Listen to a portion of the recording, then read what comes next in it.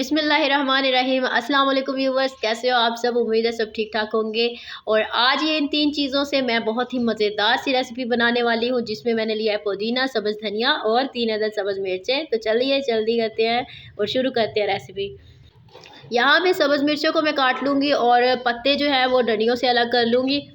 اس کو ہون دستہ کی مدد سے ہم میش کر لیں گے۔ ہون دستہ کا استعمال میں اس لیے کر رہی ہوں کیونکہ اس سے زیادہ مزیدار بنتی ہے بنسبت بلینڈر کے۔ آپ چاہیں تو بلینڈر بھی یوز کر سکتے ہیں، اس میں بھی بنا سکتے ہیں، لیکن یہ اگر آپ اس طرح قدرتی طریقے سے بنائیں گے تو یہ زیادہ مزیدار بنتی ہے، اس کی غذائیت بھی برقرار رہتی ہے اور کھانے میں بھی اس کا ڈیفرنٹ ٹیسٹ ہوتا ہے۔ اور اس کے علاوہ میں اس میں شامل کروں گی دہی 2 چمچ دہی میں اس میں ایڈ کر دوں گی، کیونکہ جو پکوڑوں سموسوں اور رول کے ساتھ چٹنی استعمال ہوتی ہے، کھائی جاتی ہے، وہ تھوڑی سی تھک ہوتی ہے جو ان کے اوپر آسانی لگ سکے۔